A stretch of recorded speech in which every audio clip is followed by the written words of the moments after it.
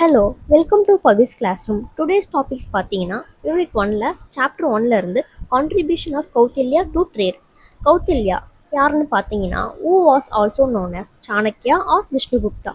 4th செஞ்சுரியில் Indian டீச்சராகவும் ஃபிலோசஃபராகவும் இருந்தவர். அவர் ட்ரேடுக்கு என்னெல்லாம் கான்ட்ரிபியூஷன் பண்ணியிருக்காருன்னு பார்க்கலாம் வாங்க. இதில் ஃபர்ஸ்ட் பார்த்தீங்கன்னா கௌத்தில்யாஸ் அஸ்தசாஸ்திரா. இதில் first point, Kautilya was the author of Arthashastra. Arthashastra என்ற புக்கை எழுதினவர் கௌத்தில்யா தான். Second point, the Arthashastra explain the economic and administrative system of Mauryan empire.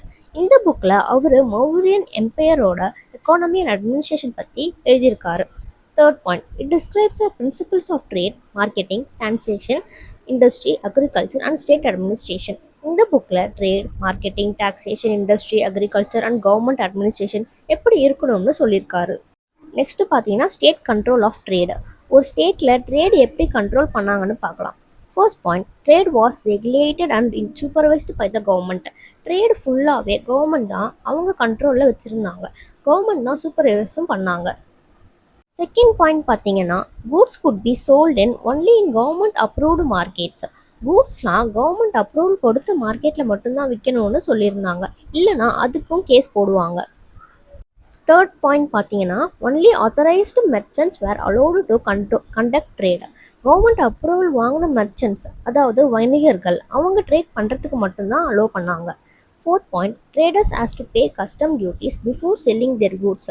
மெர்ச்சன்ட்ஸ்லாம் அவங்க கூட்ஸை ட்ரேட் பண்ணுறதுக்கு முன்னாடி கஸ்டம் டியூட்டி பே பண்ணிட்டு தான் ட்ரேட் பண்ணணும்னு சொல்லியிருக்காங்க. இதிலிருந்து கவர்மெண்ட் ட்ரேடில் எந்த அளவுக்கு அவங்க கவர்மெண்ட் கண்ட்ரோலில் வச்சுருந்தாங்கன்னு பார்க்க முடியுது. நெக்ஸ்ட் பார்த்தீங்கன்னா ரெகுலேஷன் ஆஃப் ப்ரைஸ், விலை நிர்ணயம் பண்ணுறது. பொருளோட விலையை பற்றி யார் கண்ட்ரோல் பண்ணுறாங்கன்னு பார்க்கலாம். First point, price of goods were fixed by state trade controllers. ஒவ்வொரு பொருளோட விலையும் ஸ்டேட் ட்ரேட் கண்ட்ரோலர்ஸ் தான் நிர்ணயம் பண்ணாங்க. எல்லா பொருளுக்கும் என்ன ப்ரைஸ்ன்னு அவங்க தான் ஃபிக்ஸ் பண்ணுவாங்க. Second point, government monitor trade activities. Government ட்ரேடில் என்னென்ன நடக்குதுன்னு தொடர்ந்து மானிட்டர் பண்ணிகிட்டே தான் இருந்தாங்க. Third point, this ensured fair trade, protected consumer and prevented exploitation. இந்த மாதிரி பண்ணுறது ட்ரேடை நேர்மையான வழியில் செஞ்சாங்க. கன்சியூமர்ஸையும் ப்ரொடெக்ட் பண்ண முடிஞ்சது. ஏமாத்தாமல் உண்மையாக ட்ரேட் பண்ண முடிஞ்சது. நெக்ஸ்ட்டு பார்த்தீங்கன்னா ப்ராஃபிட் ரெகுலேஷன். கூட்ஸ் மூலமாக வர லாபம் ட்ரேடர்ஸ்க்கு எவ்வளோ போச்சுன்னு பார்க்கலாம். First, traders were allowed a 5% profit on indigenous goods. அதாவது லோக்கல் கூட்ஸ் வச்சு ட்ரேட் பண்ணி அது மூலமாக வர ப்ராஃபிட்டில் 5% மட்டும்தான் அவங்களுக்கு கொடுத்தாங்க. Second point, traders were allowed a 10% profit on imported goods. அதாவது ஃபாரின் ட்ரேட்ஸ் மூலமாக ட்ரேட் பண்ண ப்ராஃபிட்டில் 10% மட்டுமே அவங்களுக்கு கொடுத்தாங்க. ஃபார் எக்ஸாம்பிள், லோக்கல் கூட்ஸில் 1000 ருபீஸ் சேல் பண்ணாங்கன்னா அதில் 5%, தட் இஸ் 50 ருபீஸ் மட்டும்தான் அவங்க எடுத்துக்கிட்டாங்க. ஓகேங்களா. Third point, this prevented excessive pricing and ensured reasonable profits. இது அதிகமான விலையில் பொருளை விற்காமல் ஒரு நியாயமான ப்ராஃபிட்டை பார்க்க முடிஞ்சுது. நெக்ஸ்ட்டு பார்த்தீங்கன்னா promotion of foreign trade. Foreign goods எப்படிலாம் ப்ரொமோஷன் பண்ணாங்கன்னு பார்க்கலாம். First point, important of foreign goods are encouraged. First ஃபாரின்லேருந்து வர கூட்ஸை, விச் மீன்ஸ் இம்போர்ட்டட் கூட்ஸை மக்கள் என்கரேஜ் பண்ணாங்க, ஆர்வமாக வாங்கவும் ஆரம்பித்தாங்க. Second point, foreign trade increase the availability of goods. Foreign trade மூலமாக டிஃப்ரெண்ட் டைப்ஸ் ஆஃப் ப்ராடக்ட்ஸ் மக்களுக்கு கிடைச்சிது. Third point, it improve the standard of living of people and contributed to economic growth. இதெல்லாம் மக்களோட living of ஸ்டாண்டர்டை improve பண்ணுச்சு. அது மட்டும் இல்லாமல் எக்கனாமியோட வளர்ச்சிக்கு ஹெல்ப் பண்ணுச்சு.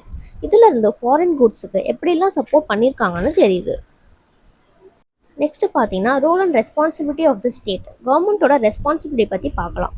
First point, Kautilya emphasized government responsibility in treasury management, taxation, industry, commerce, agriculture, conservation of natural resources.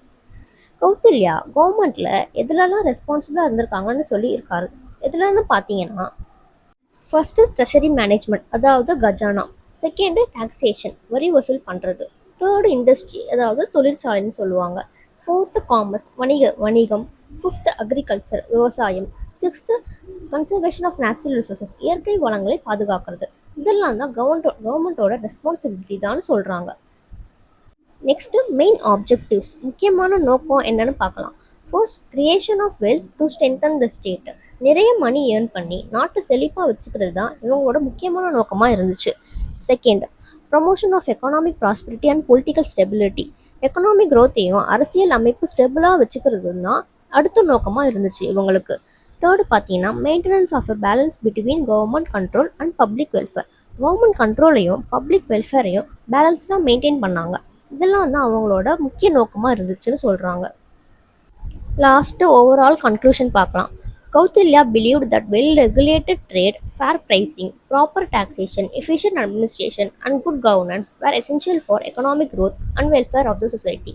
ஓவராலாக well கண்ட்ரோலாக இருக்கிற ட்ரேடு, நிலையான ப்ரைஸ், கரெக்டான டாக்ஸேஷன், திறமையான அட்மினிஸ்ட்ரேஷன், அது மட்டும் இல்லாமல் நல்ல ஆட்சி, இதெல்லாம் தான் எக்கனாமிக் க்ரோத்துக்கும் சொசைட்டியோட க்ரோத்துக்கும் ரொம்ப அவசியம்னு கௌடில்யா ட்ரேட் ரொம்பவே நம்பினாங்க. Second, his ideas in Arthashastra remain important in the study of commerce even today.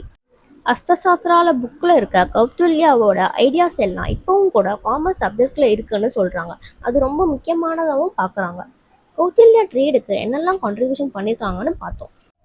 Okay, today's class was over. இன்றைக்கான டாபிக் முடிஞ்சது. இந்த வீடியோ உங்களுக்கு யூஸ்ஃபுல்லாக இருந்தால் லைக் பண்ணுங்கள், ஷேர் பண்ணுங்கள் அண்ட் சப்ஸ்கிரைப் பண்ணிவிடுங்க. தேங்க்யூ ஃபார் வாட்சிங். See you in next video. வேறு ஏதாச்சும் டாபிக் எக்ஸ்பிளைன் பண்ணணுன்னா மறக்காமல் கமெண்ட் பண்ணுங்கள். நான் நெக்ஸ்ட் வீடியோவில் போடுறேன். தேங்க்யூ.